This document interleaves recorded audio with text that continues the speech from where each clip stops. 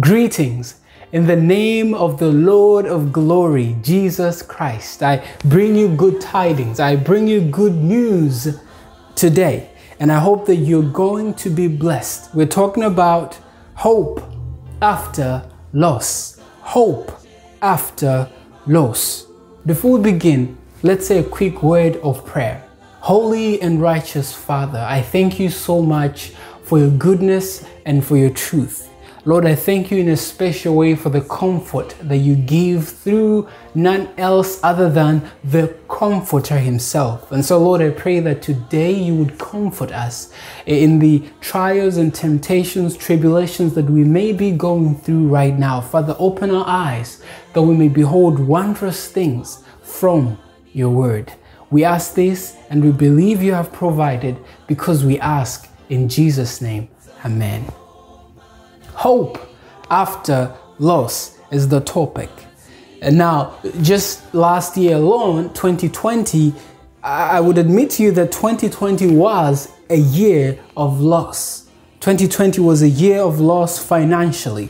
Many businesses were closed. Companies were shut down. Some companies even went out of business.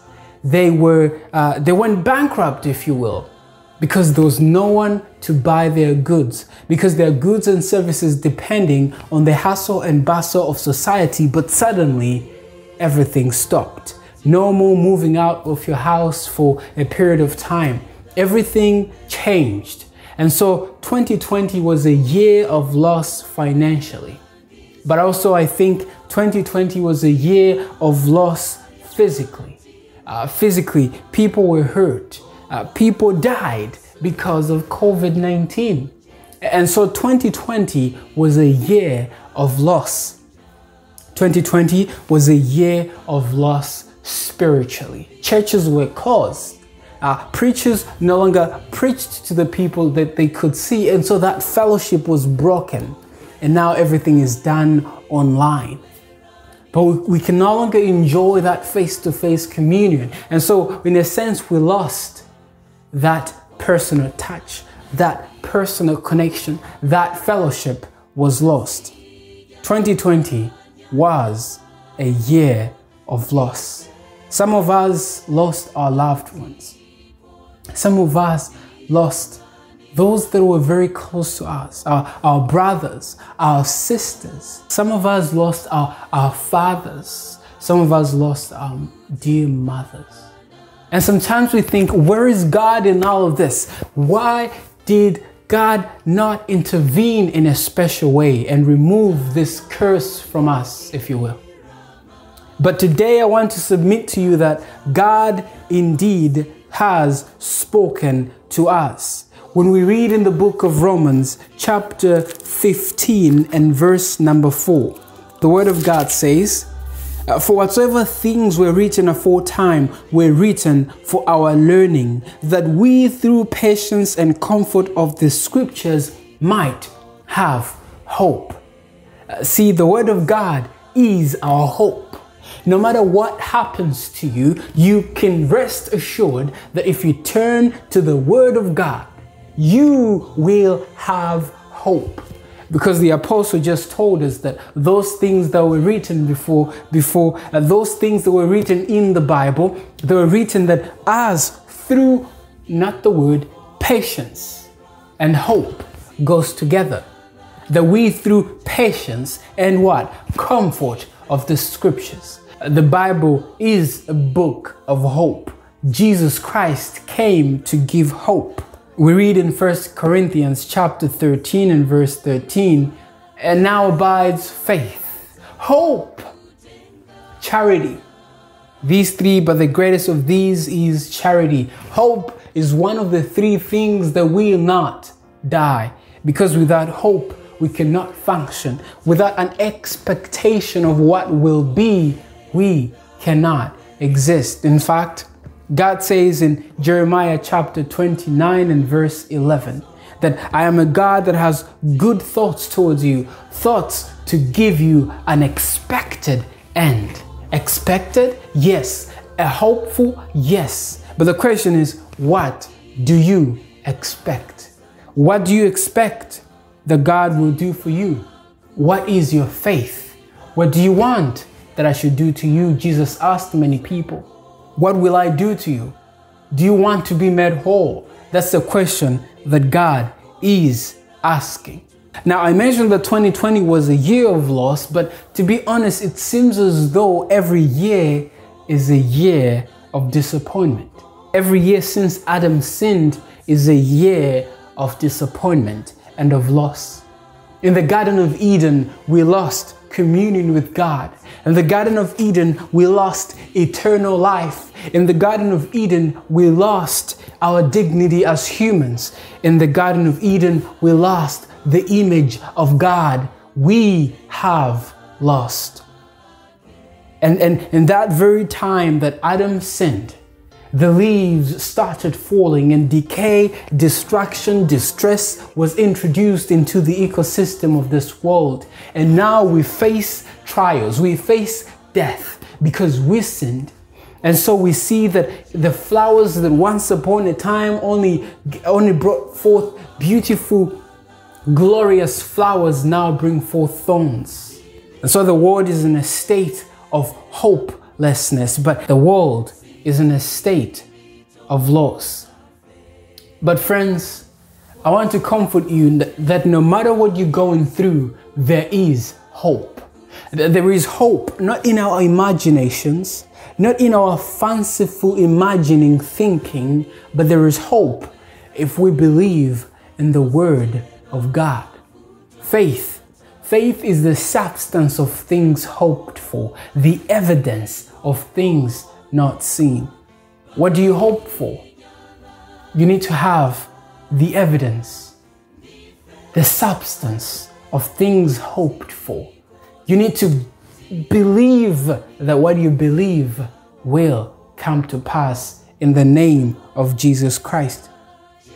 But of all things we can hope for, there's only one hope that will fix this world's problems. Of all things we can dream of, cars, families and people, relationships, of all things we can hope for, there's only one hope that is the blessed hope.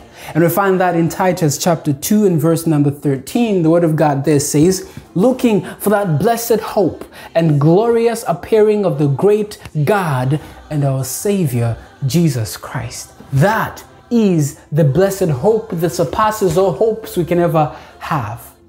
What is your hope today? You see, every other hope you have without this hope is hopeless, because you will keep hoping like a grasshopper and never get to the thing that you want, because it's only Jesus Christ that gives the true hope. It's only Jesus Christ that gives meaning to your hope. It's only Jesus Christ that gives meaning to your dreams. He is the substance of things hoped for. Jesus Christ is the evidence of things not seen. Do you believe in Jesus Christ? Do you surrender entirely to His will, even though it might be contrary to your will? See, the powerful thing about the blessed hope is that even if it contradicts your hopes, you still let it, because it is the final hope that will fix your destiny. And so you might hope that maybe this year will be the best year of your life. You may hope that you are going to be successful in your life. But maybe Jesus Christ has another perspective on that. And so he may allow us to go through trials. He may allow our hopes and dreams to be crushed and not to even exist, so that the blessed hope may be true. In 1 Thessalonians, we are told that the Lord Himself would descend with a shout, with the voice of the archangel, with the trump of God, and the dead in Christ shall rise first. See, any hope that you have, if it does not lead you to be part of those who are going to be resurrected in the first resurrection, that hope is hopeless. And so I remember in 1 Corinthians chapter 15, we are told that if Christ is not risen, our faith is in vain, because Christ's resurrection is an example of our resurrection. And Christ's resurrection is the evidence of our resurrection. And so we are told there that in 1 Thessalonians 4:18, comfort one another with these words. And that's what I'm doing today, friends, that no matter what you are going through, you may have a disease, diabetes, stage 4 cancer, all these things happen.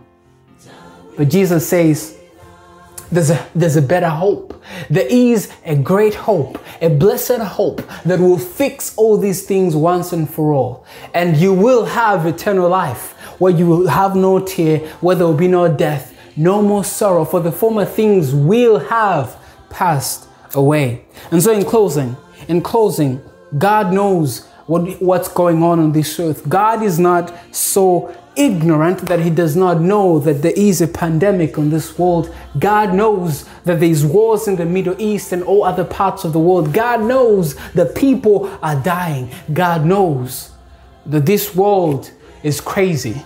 God knows that there are people who don't care about others, that there's oppression. And over time, these sins keep filling up to God. And one day, God will say, enough is enough. I need to go and get my children and bring them home. Romans chapter 8, verse 22 and 23, the Bible says, for we know that the whole creation groans and travails in pain together until now.